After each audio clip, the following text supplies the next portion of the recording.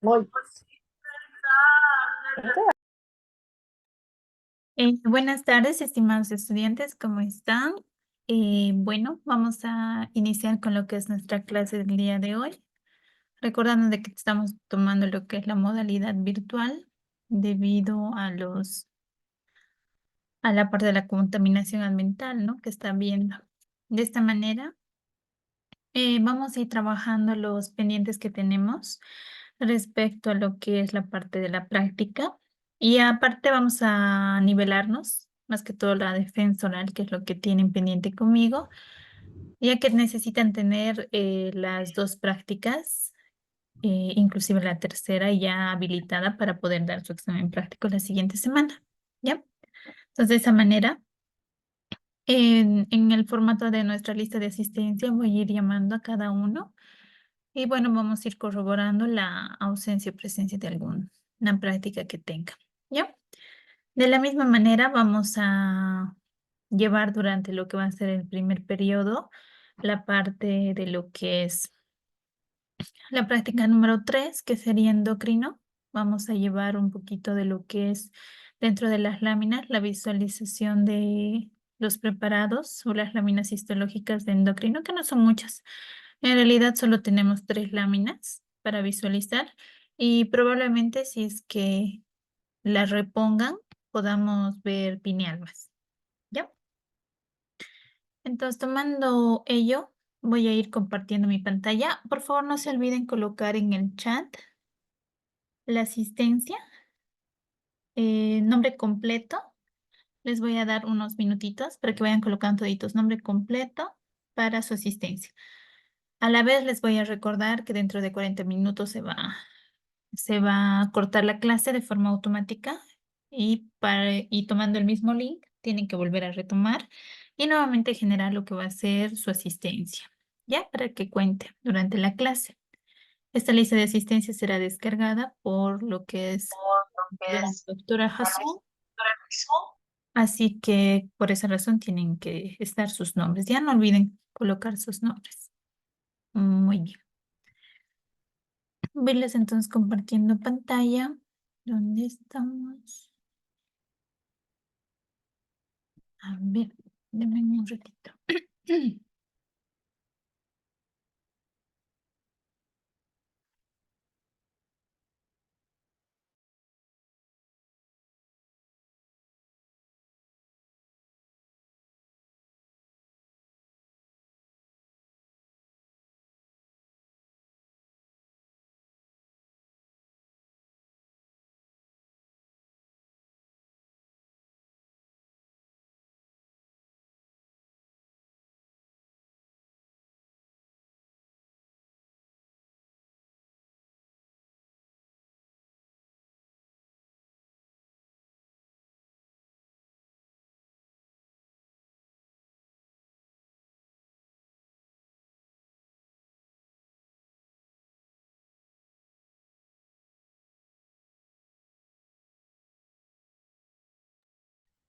¿Cómo están? ¿Pueden ver todos mi pantalla?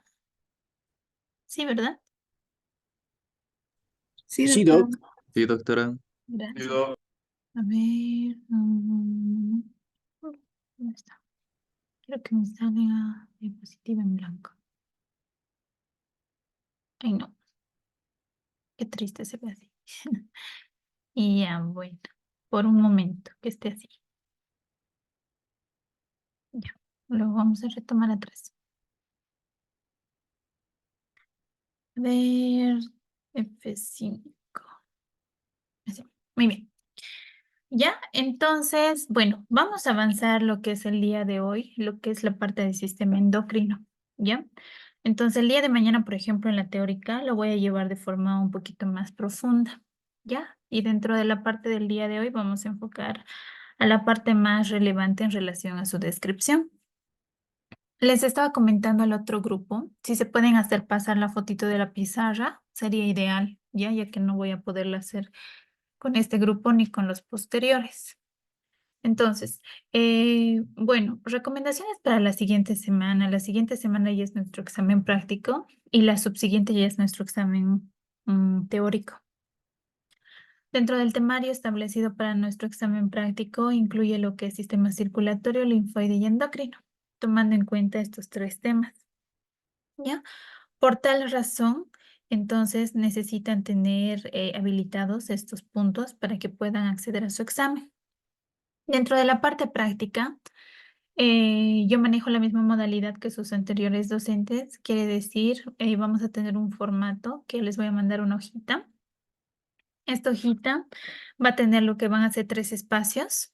En esos 3 espacios va a estar presente el reconocimiento de cada lámina. ¿Qué quiere decir? Como siempre, ¿no? Cada uno tiene sus 3 láminas. Una va a ser para sistema circulatorio, otro para sistema endocrino y otro para sistema linfoide.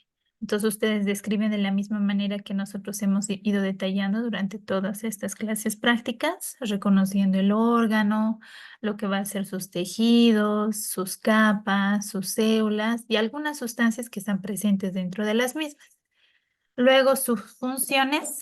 Las funciones van en relación al órgano como tal, pueden ir en relación al sistema o inclusive pueden ir en relación a la sustancia que libera lo que es ese órgano.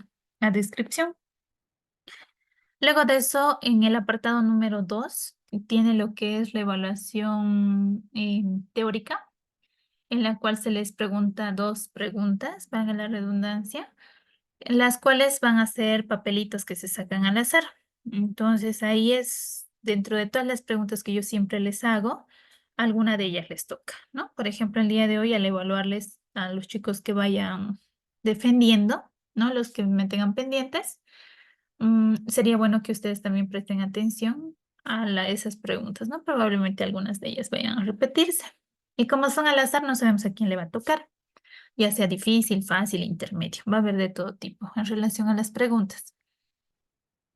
Luego de eso tenemos la evaluación actitudinal. Y ya que estamos manejando por competencias, entonces la evaluación actitudinal incluye lo que es responsabilidad. La responsabilidad se califica uno en la entrega de su cuadernillo con todas las evaluaciones completas. ¿Qué quiere decir? Que no me deba defensa oral, que no me deba reconocimientos, trabajos grupales o cualquier trabajo que se haya realizado durante el aula. Y que todos los productos solicitados hayan sido designados durante la fecha, ¿no? Entonces es responsabilidad. Obviamente hay algunos que siempre han presentado a tiempo, otros han presentado, pero no a destiempo, ¿no? Entonces ese es un punto a considerar. Otro punto es en relación al comportamiento, ¿no? El comportamiento durante la evaluación. Si se ponen a hablar, si copian, ¿no? Si están con celular en este momento o si tienen una hoja de apoyo o ayuda a memoria o también llamado chanchulla, ¿no? Entonces, si se les visualiza con eso, automáticamente pierden esos puntos. El otro es el uniforme. Para ese día tienen que estar con el uniforme respectivo, que es lo que es su guardapolvo mandil, su barbijo, su gorro y simplemente su hoja de evaluación, que las voy a mandar para que impriman. Y tiene que ser anverso y reverso. No tiene que ser 2 hojas. Estoy repitiendo nuevamente, anverso y reverso, porque luego se me pierden las hojas.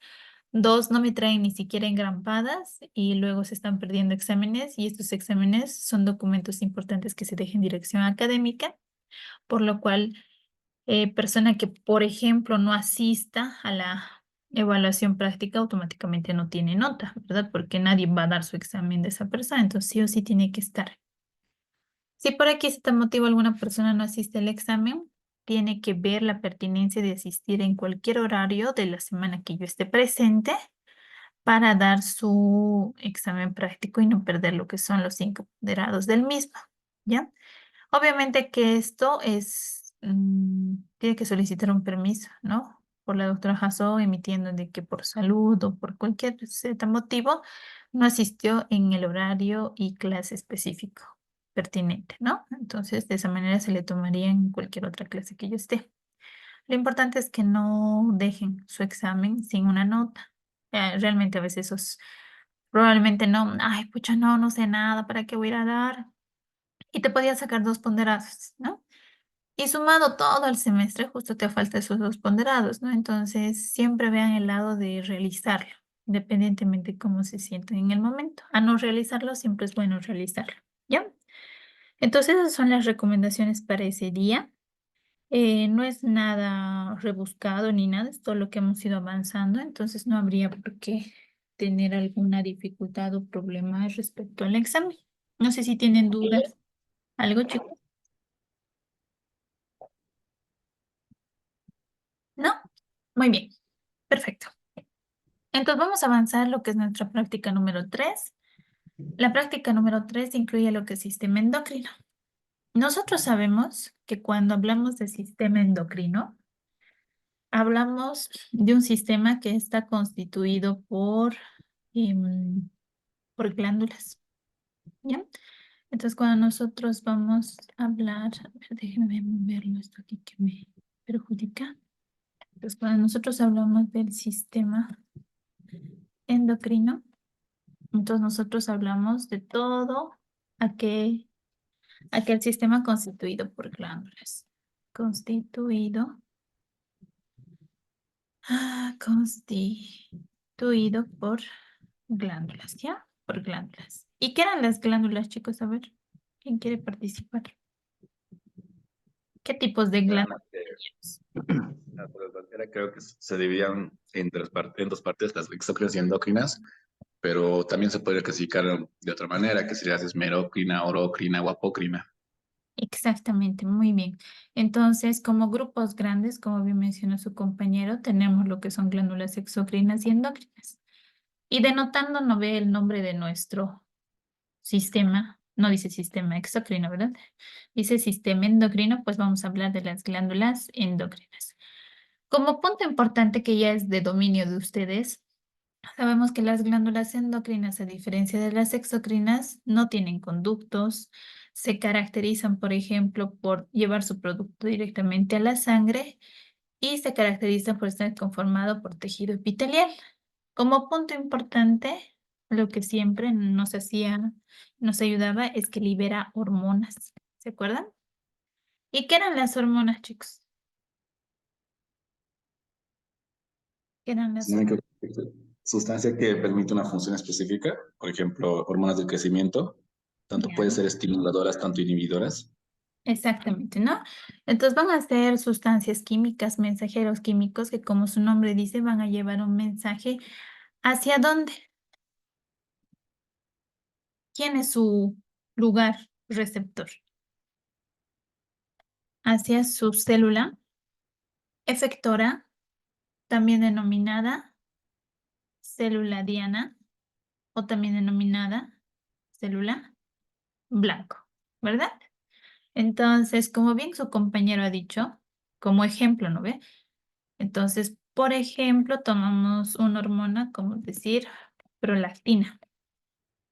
A ver, ¿qué hace la prolactina?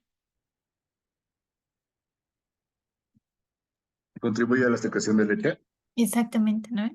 ¿Y dónde se produce la prolactina? O sea, ¿dónde es el lugar donde se origina esta hormona?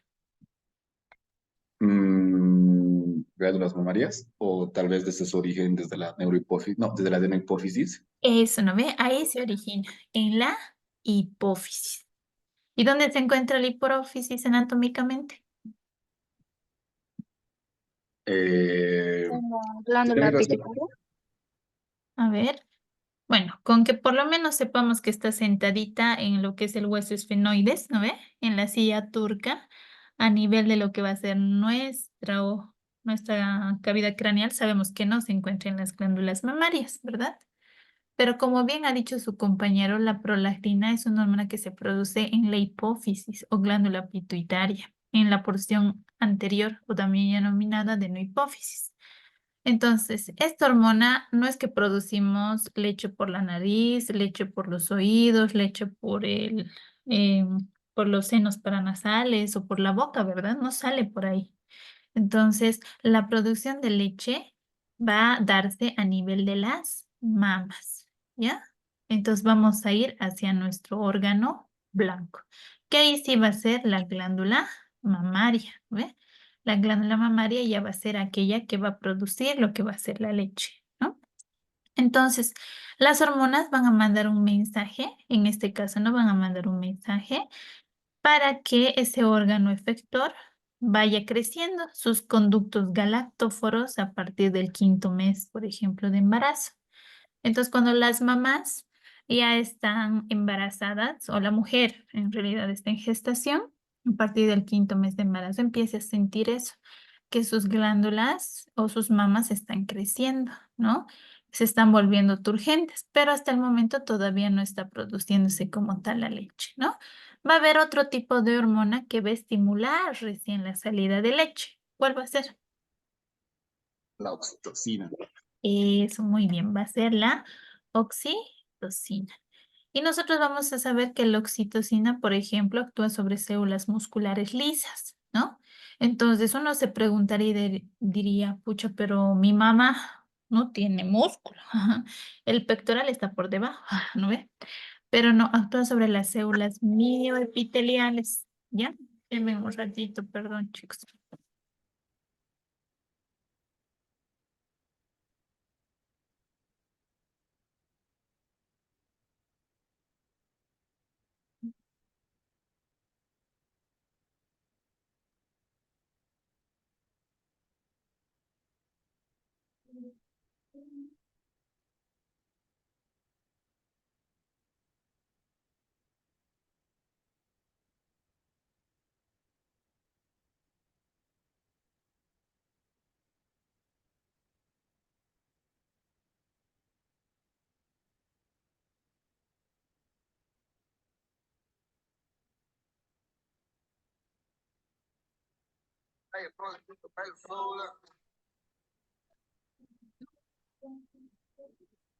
Conciertos.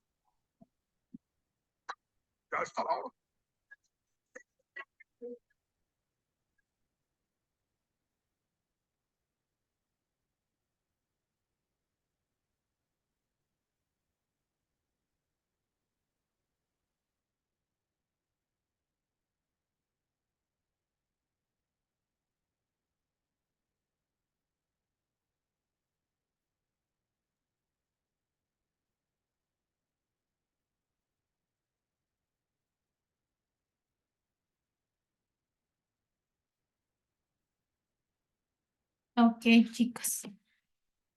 Lo siento. Denme un ratito, por favor.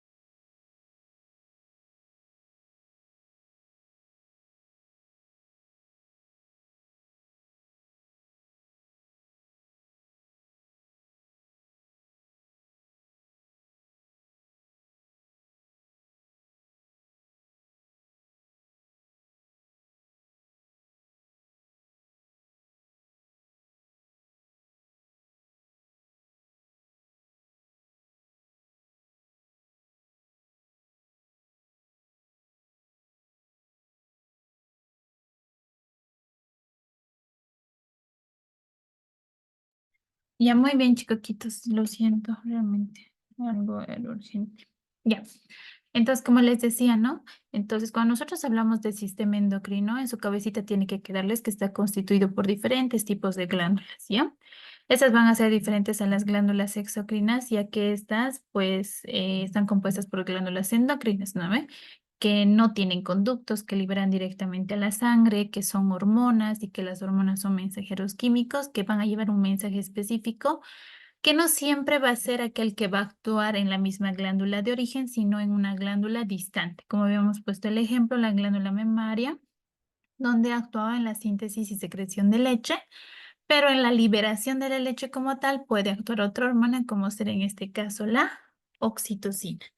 A ver, ¿qué ejemplos tienen de glándulas? ¿Qué glándulas endocrinas conocen que tengamos en nuestro cuerpo? Podría contar la mixta, que sería el páncreas. Ya, muy bien, pueden haber glándulas mixtas como el páncreas, pero tomando en cuenta que el páncreas eh, es una glándula mixta, ¿qué porción del páncreas sería, digamos, la porción glandular como tal? La endocrina sería el islotes pancreático. Ya, los islotes de Langerhans, muy bien, los islotes de Langerhans. ¿Y qué tipos de hormonas producirían? Somatostatina, por las células alfa beta, por las células tetas, si no me equivoco, y también se quita la insulina y glucagón, tanto las células alfa y las células beta. Ya, muy bien. Exactamente, ¿ya? Entonces vamos a ir viendo que tenemos diferentes tipos de glándulas y justamente tenemos varias. Lo que me va a costar un poquito, a ver, escribir acá. Pero entonces tenemos la primera, por ejemplo, tenemos el hipotálamo, ¿ve? Como glándula maestra. Luego tenemos aquí la hipófisis, que es su prolongación. Luego de eso tenemos la epífisis. ¿Cuál es otro nombre de la epífisis, chicos? O pineal. Ay, pineal, ¿no ven? Luego tenemos la tiroides. Luego tenemos la paratiroides. Y tenemos a nuestra suprarrenal. Luego tenemos el riñón, ¿no ven? Tenemos riñón. ¿Qué más está aquí? Todo lo que son testículos, ovarios, ¿no? Y tenemos. Y también tenemos nuestro SND. Ah, no. Sí, está bien, SND. O también células APUT. ¿No ven? Muy bien. Entonces, como bien sabemos, tenemos diferentes tipos de glándulas. Dentro de las glándulas endocrinas propiamente dichas, las que son puramente endocrinas, tenemos hipotálamo, hipófisis, epífisis, tiroides, paratiroides, suprarrenal, como tales, ¿ya? Y son justamente las que vamos a ver en este tema. Lo que es, por ejemplo, páncreas, que nos mencionaba su compañero, ovarios, testículos y riñón, inclusive el hígado, son glándulas de tipo mixtas, o sea que sí tienen función endocrina en la porción de su estructura, de su estroma, de su parénquima, ¿ya? Pero a su vez también vamos a ver que el sistema nervioso también está compuesto por una porción semejante al linfoide, ¿se acuerdan? En linfoide teníamos tejido linfoide difuso, que significaba que también habían células que hacían la defensa, pero no eran capsuladas. Y esas células que no eran capsuladas estaban de forma difusa en todo nuestro cuerpo, ¿no? De la misma manera en el sistema endocrino también hay células propias que cumplen esa función. Y esto lo vamos a ver a detalle cuando estemos en sistema digestivo. En sistema digestivo vamos a ver tantas células endocrinas que nos va a doler la cabeza. Vamos a tener a las células I, a las células K, a las células MO, a las células de todo tipo, ¿no? Las MO, por ejemplo, van a liberar motilina, ¿no ve? Vamos a tener, por ejemplo, a las células G que van a liberar grelina, ¿no ve? Leptina, por ejemplo, ¿no ve? Entonces vamos a ir colecistoquinina, entonces diferentes tipos de hormonas que van a ayudar en la regulación de ciertas sustancias, como por ejemplo emisión del jugo gástrico, lo que va a ser la generación del hambre, la saciedad, el apetito, ¿no? Entonces, diferentes tipos de hormonas que van a actuar a nivel de nuestro sistema digestivo. Y a esas células se las llama células del sistema neuroendocrino difuso, también células APUT. ¿Ya? Muy bien. Ahora, habiendo hecho un poquito de introducción, nosotros vamos a ir hablando de cada uno de estos órganos, ¿ya? Dentro de la parte histológica. Entonces, vamos a hablar primero de la hipófisis. ¿Dónde está? Entonces, la más importante es la que les va a hacer doler un poquito la cabeza, pero es la más relevante. Entonces, primero vamos a empezar. Entonces, aquí tenemos a lo que va a ser la hipófisis. Ya no nos van a reír de mis dibujitos, ¿no? Entonces, la hipófisis se caracteriza por tener lo que son dos lóbulos, ya que hemos dibujado aquí. Un lóbulo anterior y un lóbulo posterior. Ya tenemos entonces dos lóbulos. El lóbulo anterior se caracteriza por tener células, obviamente, y el lóbulo posterior también tiene células. Pero antes de saber sus células, nosotros le vamos a poner nombres. El lóbulo anterior se denomina adenohipófisis y el lóbulo posterior se denomina neurohipófisis. Neurohipófisis. Y pues de ahí nosotros sabemos que la porción anterior adenohipófisis es la porción glandular como tal. ¿Qué significa la porción glandular? Significa que es la que sintetiza hormonas. O sea, recordando que síntesis significa creación. ¿Creación de qué? De glándulas, de hormonas en este caso, ¿eh? De hormonas. En cambio, la neurohipófisis no, y eso es lo que le decía ayer con el anterior semestre. La neurohipófisis está dentro de lo que es la hipófisis, pero no está constituido por tejido glandular. ¿Qué significa? No está constituido por tejido epitelial. Si no está constituido por tejido epitelial, está constituido por tejido nervioso, ¿ya? Y los nervios nos sintetizan hormonas, ¿verdad? Y por eso se llama neurohipófisis, porque es un tejido nervioso, ¿ya? Si tomamos en cuenta sus células, estas van a tener 7 células, ¿se van a acordar? 7 células, ¿ya? En cambio, estas solo van a tener la más importante, que van a ser los pituicitos, ¿ya? Los pituicitos. ¿Por qué se llaman pituicitos? Porque son de la glándula pituitaria, ¿ya? Entonces, estos son de tipo nervioso. En cambio, aquí nosotros vamos a tener diferentes tipos de células. Desde células estromales, que van a ser parte del tejido conectivo, hasta células endocrinas como tal, ¿ya? Entonces, vamos a ir viendo dentro de ellas. Entonces, las primeras son las células. Entonces, aquí, primero vamos a poner sus capas para que no se me equivoque. Entonces, primero tiene cápsula, ¿ya? Porque es una glándula capsulada. Luego tiene estroma, ¿ya? Y luego tiene parénquima. Se parece a lo que es vaso, ¿se acuerdan en su estructura? La cápsula ya sabemos, tejido conectivo denso y regular colagenoso, más fibras elásticas. El estroma ya sabemos qué es, tejido conectivo reticular, ¿no? Más colágeno tipo 3 y el parénquima que se caracteriza por ser tejido conectivo laxo, ¿ya? Ahora, cada una de estas tiene sus células, ¿verdad? Aquí tiene las células estromales, ¿ve? Células estromales. Y también tiene los, como constituyentes importantes, los fibroblastos. Y ahí tenemos dos. Ahora, células específicas acá dentro de la adenohipófisis en la porción glandular, que es la porción del parénquima, vamos a tener a dos células. Vamos a tener primero las células, a ver, con verde. Las células cromófilas y las células cromófobas. Cromófilas es porque son afines al color. Cromófobas porque no tienen afinidad al color. ¿Esto qué significa? Si nosotros vemos aquí a nuestras células, las células en su interior tienen gránulos, ¿ya? Y si estos gránulos se tiñen de color azul, pues se van a denominar basófilas. Y las que se tiñen de color rosado se van a denominar acidófilas, ¿ya? Entonces, cuando nosotros hablamos de la afinidad del color, no hablamos de la afinidad del color de la célula como tal, en su globalidad, sino de las tinciones de sus gránulos. Si los gránulos intracitoplasmáticos son rosados o son acidófilos, entonces van a ser de color rosado. Pero si estos son de color azul, van a ser basófilos, ¿ya? Entonces aquí vamos a ver, entonces se van a dividir. Las cromófilas entonces se dividen en dos grupos. Se van a dividir en lo que van a ser acidófilas y basófilas. Basófilas, ¿ya? Las acidófilas a su vez se van a dividir en dos. Ya se van a acordar esto. Las acidófilas siempre son dos.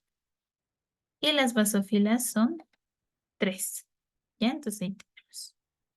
Las acidófilas, todas las células van a terminar en la palabra tropas. ¿Ya? Tropas. Entonces vamos a tener aquí a las somatotropas. Luego tenemos aquí a las mamotropas. Y a las restantes, que son las basófilas, vamos a tener a las corticotropas. Corticotropas. Luego tenemos a las tirotropas. Y tenemos a las gonadotropas. Miren, y eso es importante para que eso lo aprendan bien. Todas terminan en la palabra tropas. Y esas son células. ¿Ven? Las células. Dentro de las células, dentro de las cromófilas, las que tienen color. De estas, somatotropas o mamotropas son rosadas, corticotropas, tirotropas son, en este caso, más basófilas, más moradas se van a visualizar. Y cada Una una, pregunta. dime, Las mamotropas podrían ser igual como las lactotropas. exactamente. Entonces, hay otros textos, digamos, ediciones, que las llaman lactotropas, porque ahorita vamos a ver por qué. ¿Ya? Muy bien, excelente. Entonces ahí tenemos, ¿no? Entonces cada una de ellas, ya que son células, van a producir hormonas y todas las hormonas terminan en ina, ¿ya? Entonces las somatotropas producen somatotropina. ¿Ven? Facilito. Las mamotropas podrían producir mamotropina o lactotropina, si cambiaría el nombre, pero directamente le han puesto prolactina, ¿ya? Es la única que no se relaciona mucho, pero sabemos que quien produce leche está en las mamas. No creo que se equivoquen en el examen. Y aquí, por ejemplo, la abreviación es ACTH, que a veces les confunde, ¿no ve? ACTH. O también corticotropina. O también adrenocorticotropina, que es eso, ACTH. O adrenocorticotropina o corticotropina. Lo importante es que termine en ina. Y las tirotropas, facilito, tirotropina. Y las gonadotropas, gonadotropina. Por eso asumo que en hembra he llevado gonadotropina coreoiquica humana, ¿verdad? Entonces ya saben más o menos quién es el que libera lo que va a ser esta hormona, ¿verdad? Y cada una de estas hormonas pues interviene en diferentes funciones. Por ejemplo, estas son hormonas que son liberadas por nuestra hipófisis, sintetizadas. Pero cada una va a cumplir una función de estimular a su célula blanco, a su órgano blanco. Por ejemplo, la somatotropina, también denominada hormona del crecimiento, pues va a actuar a nivel de, por ejemplo, la metáfisis de los huesos largos, ¿no ves? O de los huesos, donde va a producir la estimulación de la condrogénesis y la osteogénesis en el aumento del crecimiento, ¿no? Ahora, también va a influir en lo que van a hacer en los órganos, en el músculo liso, en el tejido adiposo, en todos los receptores. La hormona que tiene más receptores en nuestro cuerpo es la hormona del crecimiento. La prolactina, por ejemplo, produce leche. Entonces actúa sobre los conductos galactóforos, ¿no ve? Entonces, cuando ya sea el tiempo, a partir del 5º mes del embarazo, hasta lo que va a ser la emisión de la leche, va a producir leche inclusive después. Si es que una mamá, por ejemplo, pierde el bebé, igual produce más o menos alrededor de un mes y medio, aún produce lo que es la leche, inclusive se tiene que inhibir esto, ¿no? Luego de eso tenemos las corticotropas. Como su nombre dice, producen cortisol, ¿no? Y el cortisol, que es la hormona del estrés. Entonces, no solo produce cortisol, va a estimular a todo lo que es corteza suprarrenal a nivel de lo que es zona, los diferentes tipos de zonas, glomerular, fasciculada, reticular, estimulando los mineralocorticoides, glucocorticoides, andrógenos débiles, depiandrostenión, etc. Entonces, va a estimular a toda la glándula para que produzca sus diferentes tipos de hormonas. Las tirotropas, ¿dónde actúan? En la tiroides, que van a estimular a que se produzca. Se va a producir lo que va a ser la hormona que libera la tiroides. Tiroxina, triiodotironina, T3, T4 y calcitonina. ¿Ven? Siempre nos olvidamos a veces de la calcitonina. Y las gonadotropas estimulan a 2 hormonas, la FSH y la luteinizante. La FSH Va a ser hormona folículo estimulante. Entonces, ¿qué estimula? A los folículos como tal, de nuestros órganos, en este caso, testículos y lo que va a ser ovarios, para que se produzca lo que va a ser la ovogénesis y la espermatogénesis, ¿verdad? En cambio, la luteinizante actúa sobre las células propias de estos órganos, ya sean testículos o ya sean ovarios, pero para que produzcan las hormonas sexuales, ¿no? Potentes como tal, que van a ser estrógeno, progesterona y testosterona, ¿no? Considerados andrógenos fuertes. Ya que vamos a ver que, por ejemplo, la zona reticular produce andrógenos débiles, es diferente, ¿no? Pero ambos son andrógenos. Entonces, tomando en cuenta ello, esto lo vamos a repasar. Ustedes tienen que aprenderse no solo la función, dónde actúan, qué hormona permiten su liberación, sino cuáles son las presentes. Entonces aquí, recapitulando, entonces tenemos lo que van a hacer las células. Tenemos 5 células específicas de las 7 que existen y vamos a tener ahí a las que adquieren color cromófilas. Se dividen en dos, acidófilas y basófilas. ¿Por qué se llaman acidófilas? Porque se tiñen de color rosado, o sea, eosina. ¿Por qué se tiñen de color azul? Porque se tiñen con hematoxilina, una base, afín a las bases. ¿Cuáles van a ser acá? ¿Cuáles van a ser acidófilas? Son solo dos, somatotropas y mamotropas. ¿Quiénes van a ser basófilas? Corticotropas, tirotropas y gonadotropas, ¿no ve? Entonces, cuando yo les pregunte célula, no ve ahí, vamos así como siempre. Célula de la adenohipófisis de tipo basófila que estimulan la síntesis de T3 y de T4. ¿Cuál es la respuesta? A ver, ¿cuál es la respuesta? Los que me están siguiendo. Célula, cromófila, basófila, que estimula la síntesis de T3 y de T4. ¿Tiro? Tropas. ¿Tirotropos? ¿No ve? Sí, porque me está pidiendo células. Ahora, cuando yo les diga hormona que permite la secreción a nivel de los conductos galactóforos. A ver. Oxitocina. Oxitocina, exactamente, ¿ya? Entonces, ahora aquí podría ser prolactina, algunos pensarían, ¿no ve? Pero la que permite su liberación es la oxitocina. Y ahorita vamos a hablar de ello. Ahora, acá en la neurohipófisis no tenemos células glandulares que producen, pero sí es un lugar de almacenamiento, ¿ya? Y almacenan 2 tipos de hormonas. Ahí, aquí le voy a poner, antes de que se me termine el tiempo. Oxitocina y vasopresina. Vasopresina. ¿Dónde se sintetizan estas en caso de que no son sintetizadas acá? Son sintetizadas en el hipotálamo, en los núcleos del hipotálamo. La oxitocina en el núcleo paraventricular y la vasopresina en el núcleo supraóptico. ¿Y cómo viajan esas hormonas y se almacenan aquí en la neurohipófisis? A través de la vía hipotálamo-hipofisiaria.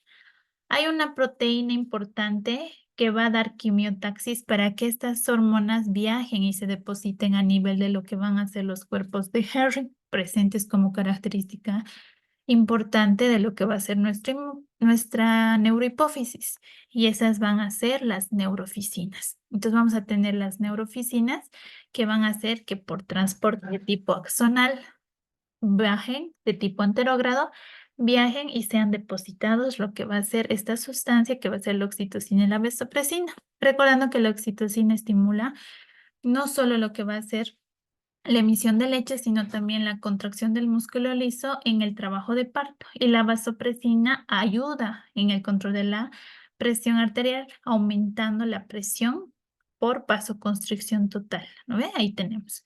Otro nombre de la vasopresina